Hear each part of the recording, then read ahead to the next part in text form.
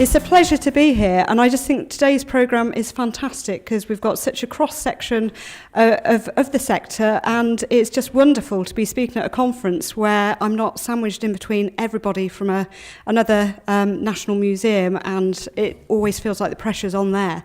But I'm really looking forward to introducing my session and to a fresh audience, so I'm really pleased to be here. And like Charlie, I'm a graduate from one of the top 3 universities, Nottingham Trent Polytechnic. And like Richard, I'm public sector, so everything's handwritten on a bit of paper. So that's how I operate. Anyway, Charlie's asked me here to speak about the future of content at the museum. And I'm going to start by just giving an overview of the job that I do at the museum. As I've explained, the department's quite big, and I'll just give you a little insight into the types of roles that I'm dealing with. And I'm going to give a brief history of what the contents look like at the museum over the years as well. And where the museum is at the moment, what we're doing with our content, how we're delivering it. Then I'm going to take a look forward and see what approaches we think we need to be gearing up to and developing and delivering for the future. But firstly, before I begin, I'm going to define the word content. So content, for the purpose of the talk and for us at the museum, are the 70 million specimens that we have in our collections, and it's about how we interpret them for our audiences. So my role as head of content production kind of does what it says on the tin. So I've the guys in the team who deliver content and produce content in its many different forms. So we have the interpretation team, we have learning program developers, science communication hosts that do daily delivery of live chats with our curators and scientists. We have a broadcast team, so we make our own films in-house. We have print and web editorial guys, and we have a design and digital production studio. We also have more sort of classic disciplines, so we've got workshops, woodworkers, mount makers, conservators as well. And it's a new approach for the museum, bringing all these people together under one team. In the past, we've had them spread across many different departments, and what we're really trying to do is bring people into a community where they start to learn how each other operates, the timescales involved in things, and just get to know one another and get to know how they fit in with their element of production as well. Before I look to the future, here we go, that's the right side. So before I look to the future, we need a quick look at the past. And the museum, as you probably all know, and many of you have probably visited, was built in 1881 by Alfred Waterhouse. It's a beautiful Romanesque style. And the original collections were over at the British Museum, but we were deemed as a department to be too smelly to remain there, and there was too much stuff as well, so we had to build our own museum. So if we take a look inside, this photograph was taken a year after we opened, so in 1882. This is the central hall. You'll probably note there's absolutely nothing in it. In fact, it took about 2 years to get all of vast collections across and filling these visitor galleries within the museum. The bird gallery on opening day was so empty that it was noted that even a sparrow would attract attention. So the museum was designed as a cathedral to nature for visitors to enjoy, but also for scientists and researchers to work on those vast collections. Today, the museum's key message is that we're a voice of authority and a source of inspiration, and the purpose of which is to change the way people think about the natural world, its past, its present, and its future. This next slide, there's a bit more in the central hall, and it was taken around about 1924. And we're starting to see specimens. We're starting to see specimens on open display and in showcases as well. A very traditional museum approach. Visitors at the time were really into their stuffed beasts. So on that opening day, when there were no stuffed beasts, there were lots of complaints. We want to see the stuffed stuff. And it's true today. People come to look at the stuffed stuff. We don't really even have to do anything with the stuffed stuff. It's just there, visually exciting, and it's amazing. So this picture here showing all the stuffed stuff in the central hall is perhaps the central hall at its busiest throughout its history. If you visit today, it's a little less busy. And I've dug out a photo from the 1940s, 1950s. And to me, when I look at that photo compared to the last, it's the same. So I don't think anything had really changed over those years. Moving on to the 60s, looking quite retro with this one, we're starting to see people embracing open display. There's a lot of hippos happening, and the hippos seem to be having quite a lot of dialogue with each other, so that it's quite a playful thing. We're starting to embrace the narrative, but it's still rather static to look at. So that was the 60s. Moving on into the 70s, we get some amazing looking contraptions for our display cases. They remind me of kind of old-fashioned department store fixtures and fittings. So, moving with the times, and probably keeping up to the expectations of the visitors of that era as well. Now, this is a central hall, as you probably would recognise today. It's not a most recent shot, but I do know that the shot was taken after 1998 because Dippy, our Diplodocus, used to have its tail draped across the floor, and then our scientists discovered round about 98 that actually Diplodocus would have had tail lifted. So we remodelled the tail and did a new armature. And that's probably a good point to start to say that our museum isn't just about our collections, but it's about our scientists as well. So we have 300 scientists working at the museum, all busy working on the collections, all trying to answer questions, to advance all types of things, such as the eradication of malaria through to food safety. Lots of important questions they're trying to answer. And they're a big part of the museum. And the information that they produce on the collection, where some of the specimens are years and years old, is vital for us when we are thinking about our content and displaying our content and keeping it current. But at the heart of everything we do, right back, I've given you a black and white image to suggest the olden days and a more colourful one to suggest I took that on my phone yesterday. But what I'm trying to display with these images here is the fact that it's the stuff. It's the 70 million specimens in our collection that are our prime assets, and it's the thing that our visitors are coming back to. So next I'm going to talk about what visitors are wanting today, and I'm going to start by defining who they are.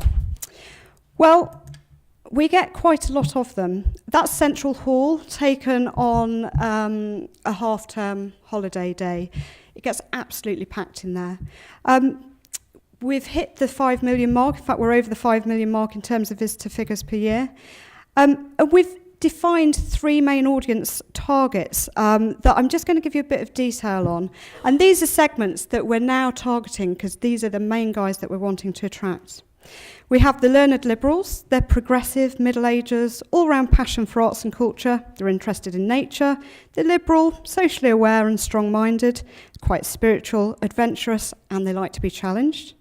We then have the contemporary cultured. They're professionals. They're making the most of their middle youth. They too are progressive, adventurous, ethical, and open to new ideas and influences. They engage with many different art forms. They're cosmopolitan with their tastes, and they're liberal with their worldview. And I always thought I was one of them until I checked the age bracket. Fall out of it because it's 18 to 34. And family focused is our third. So you'll probably all be aware, with the attractions that you come from, that average middle-aged income families, busy, mainstream, on a budget maybe, money-focused, but their leisure repertoire is entertainment-based, theme parks, outdoor attractions, and they really, really are looking for a good time when we're here. We do have another audience, international audience, and that's because our international audience make up roughly 50% of our overall visitors. So we've defined the audience we're wanting to target, but how do we actually respond to that new audience? Well, I've given you a brief description of how large the content production department is. That's come about in the last year and a half. Before, the museum was probably a bit sort of more traditional in its approach to how we sectioned up the teams. We're now working on this model. We have a market-driven start to what we do. So we have an audience development team, and everything is about testing the concept. So will this exhibition idea actually float? Do people want to see a whole exhibition just about seaweed? The answer is no, we've found out. Soil, we tested that. That didn't come out good. So, we really test before we begin with anything. We have then introduced a programme team, so we want to be really solid in the way that we're thinking about programming. So our 5-year plan, in the olden days, when I started at the museum 7 years ago, we'd kind of go, what sounds good for an exhibition? And we sort of put our hands up and, stuffed crufts. We've got lots of domestic dogs, let's do stuffed crufts. That didn't test well either. And, there'd be all animal sex. Did anyone see Sexual Nature at the museum a couple of years ago? Yeah. Did you enjoy it? Too risque?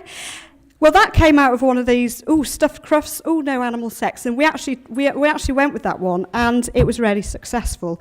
However, that approach didn't produce successes all the time.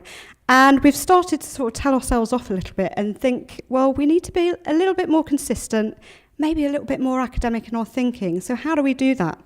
And we have a new Director of Public Engagement. He joined us about a year ago, and he's from the British Museum. And he has said to us, we need to really think hard about, let's go to the last slide, how we're doing this. So we've got 3 main narratives now, which everything hangs from. So biodiversity, origins and evolution, and sustainability. And that not only underpins the science that our 300 scientists are doing, but it has to underpin our public programme as well. So it's no good having an exhibition that doesn't fit into that, and it's no good having a schools programme that's random and talking about stuffed domestic dogs or anything like that. It's all got to be solid, and we think and plan our 5-year plan around this framework of being solid. So that all happens, and all of those top 2 boxes happen in consultation across the museum, and then everything comes across to the content production team. So my guys get handed the baton of, we've thought about what it is, we think it's going to be successful, now can you go away and make it for us? Call it the commissioning model, which has actually been quite hard work calling it the commissioning model, because the guys within content production want to feel ownership about the strategy and the input into what those things will be before they're commissioned. It's true that they do, but the way that we describe it is the commissioning model. So I'm just going to whiz through the evolution, pardon the pun, of the galleries at the Natural History Museum, because what we actually have is a timeline of how things in a traditional museum have progressed. So, black and white images, early days, not much going on. Here, introducing you to some colour, and we've got Hall of Human Biology on your left. I remember going to visit that as a child, and the luxury I have of working in that building now is I can visit it every day because it's still there. We keep constantly saying year after year we must do something with that gallery, but we haven't yet. We do have a gallery plan for the next 25 years. It is in the gallery plan, so it will get changed soon. Creepy Crawlies is the other picture. These 2 pictures sort of represent what the visitors were wanting during that time period, and it's about hands-on interactivity. It's about that first adventure with having that interaction with the content in a really basic way. One of my first jobs in the museum world was working at the Science Museum, working on their hands-on interactives on their galleries, which was great. But when I look back to what I was doing now, it seems quite dated. So, beginning of hands-on interactives. We're getting a bit more modern here. When I joined the museum back in 2007, I joined to work on the Darwin Center, and it's the £78 million big extension, beautifully designed by the Danish architect C.F. Moller. Beautiful building. I mean, how do you compete with that Waterhouse Romanesque Gothic style? You can't, so you have to do modernism. This is what we've got. And I had the task of leading the team, fitting out the exhibition areas on the top 3 floors of this big cement cocoon structure that you can see on your right. The brief was, be high-tech. Everything in there you must be high tech. So everything in there is. Lots of interactives. We worked with many different companies, which was great. And we have a wonderful exhibition, but it doesn't really leave our visitors feeling like they've had an authentic experience. The high-tech approach was great in terms of our subject matter because we have entomology and botany there. In layman's terms, it's just crispy stuff, so leaves that are dry and stuck on a bit of paper, and you have herbarium sheets, and also insects that are very crumbly. If you put them out on gallery and the environmental conditions aren't right, you'll soon know about it, and the scientists will soon tell us about it as well. So high tech seemed to answer that solution. It was also a lot to do with trend at the time. So we gauged that our visitors were looking for the high tech approach when they're visiting the museum. We're trying to give them the experience that we wanted. And once again, we're heavily involved in market research and evaluation with the visitors before we did anything. It was actually a very good way to showcase our scientists. Here we have our virtual scientist guides. They're real scientists. We did like an X Factor open audition. Loads of people queuing at the door. We chose the best 4 in terms of presenting themselves to the public. They appear on graphic panels, they appear on our web, appear in video installations. They're all over the place, and they're the authentic face of what's going on behind the scenes. And that's one of the things with the museum. It's not just about the stuff on show. We're wanting people to really get that sense that we've got 300 scientists and it's an active research institution.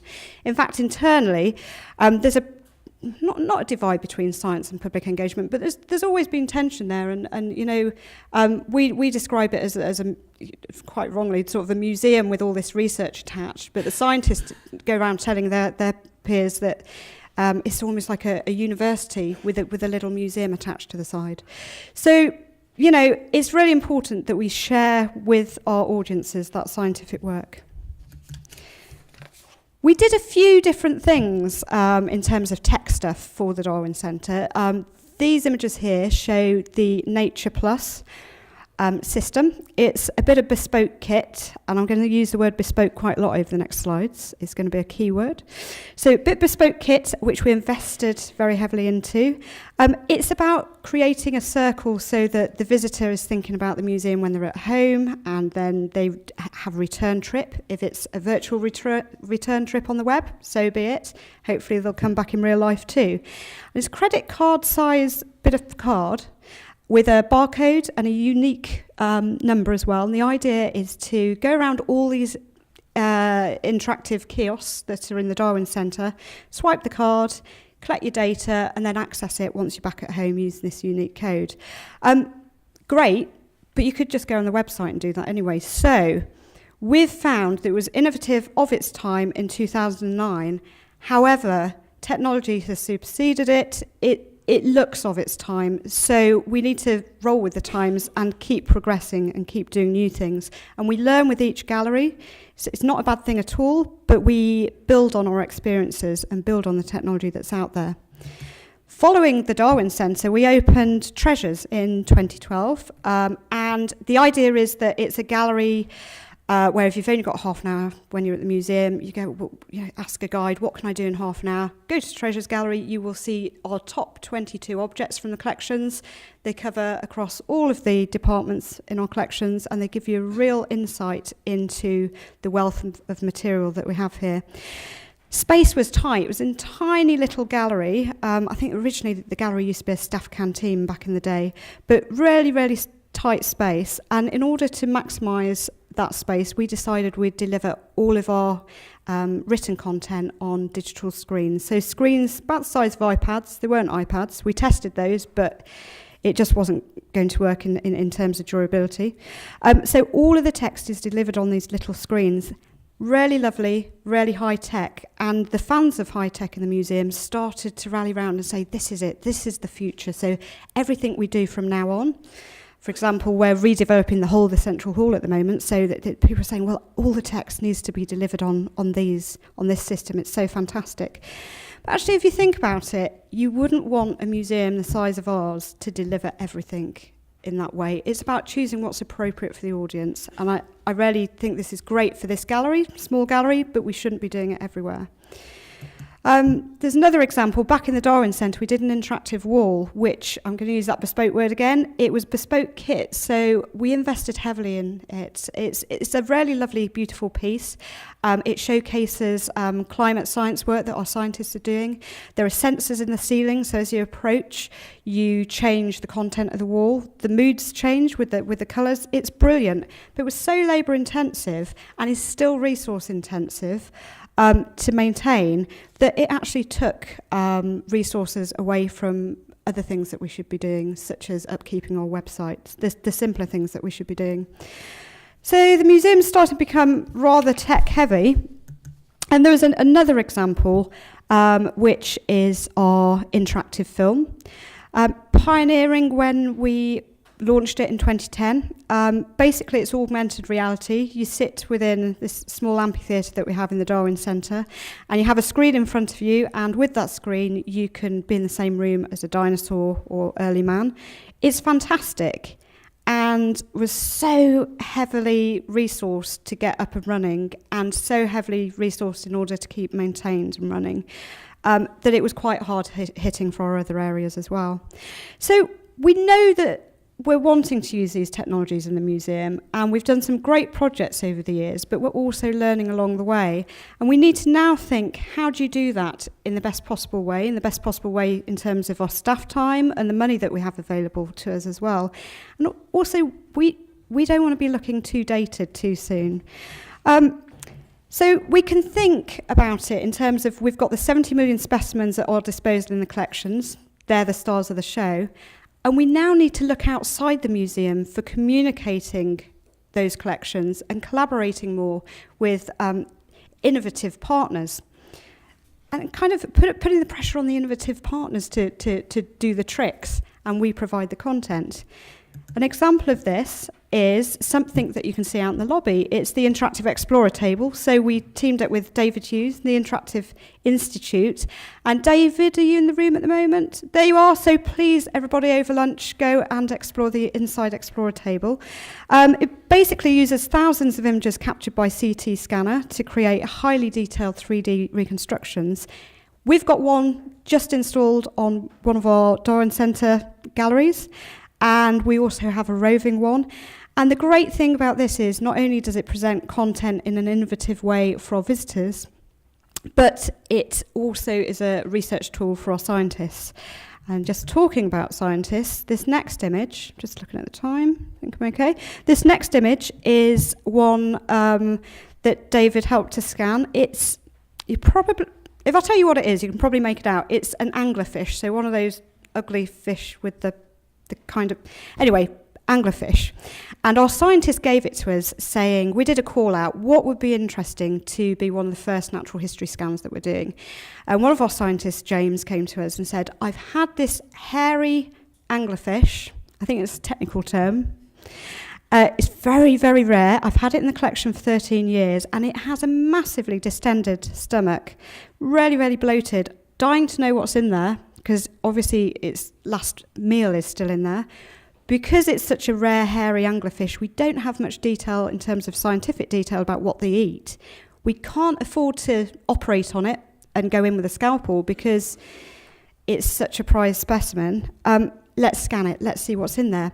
So the top spine, you can probably see as it belongs to the anglerfish, but there's a curled spine underneath in that bloated stomach, and that is of a fish 2 times the anglerfish's length. I believe it's a sand eel. Is sand eel, David? Yeah. Let's hope. We think it is. Ask a scientist. I'm not a scientist. I think it's a sand eel. And we've managed to get a scientific paper published on the back of that as well. So that's absolutely fantastic. Just quickly, a shot of the interactive table in use. This is another specimen, a large bee fly. And visitors do have a play with the table yourselves. It's very intuitive, so visitors can kind of slice open the scan and see inside, rotate it. It's absolutely fabulous. So that's one way of partnering up with someone else so that they bring to us the technology and genius that we can then add our content to. And we've done it in very recently at Christmas. I don't know if you tuned into David Attenborough's Museum Alive. a 3D film. So we partnered up with Atlantic Productions on making this 3D film. We supplied, obviously, our amazing surroundings, our collections, and our scientific research. But the film was written and presented by Sir David. It showcased specimens from the museum, all extinct, including the Archaeopteryx and the moa. And I really believe that allowing trusted partners to get to grips with our content can not only result in rich experiences, but it also allows the museum to really understand what our skills are. And I think our skills are having the knowledge of those collections and being able to provide that knowledge to other people. Just showing you the kind of airbrushed him slightly and added the animals. But what we also got from that was some great assets to use on gallery. So this screen's a 3D screen. When the show was being aired on Sky, we had these screens across the museum, and it was good advertisement for them, but it was also a really good opportunity to get some of that live content, really futuristic content for us. Talking of futures, I'm going to leave you with this image whilst I just leave you with a few thoughts about what the future of content is at the Natural History Museum. So looking forward, what are we thinking about? It's going to focus mainly on digital, because that's the area I've been hitting on. And we're going to move away from that emphasis on bespoke. I've already explained that it's very, very labour intensive in order to produce. Very often dates quickly, and very often takes away what we should be doing from our things that really need it, such as redeveloping our website. And if we are to adapt to the ever-changing ways that visitors happen upon and consume content, including the places they look for it, the devices they use to access it, the time and attention they dedicate to digesting it, and their expectations of finding relevant content faster and more easily, we need to change our methods and the way we are set up to produce content. And we need to be continually evolving to meet varied and changing visitor needs. We need to move towards digestible, bite-sized content. People are expecting things that they can consume very quickly. And we also need to place an emphasis on the technology being the visitors. So why not invest in producing things that are bring your own device apps? I know sort of location-aware apps won't necessarily work very well for my colleagues on the stage and what they're wanting to do with their attraction. But for us, maybe that's the way to go. And the emphasis on that technology being the visitors also takes that pressure off in terms of the upkeep of technology as well.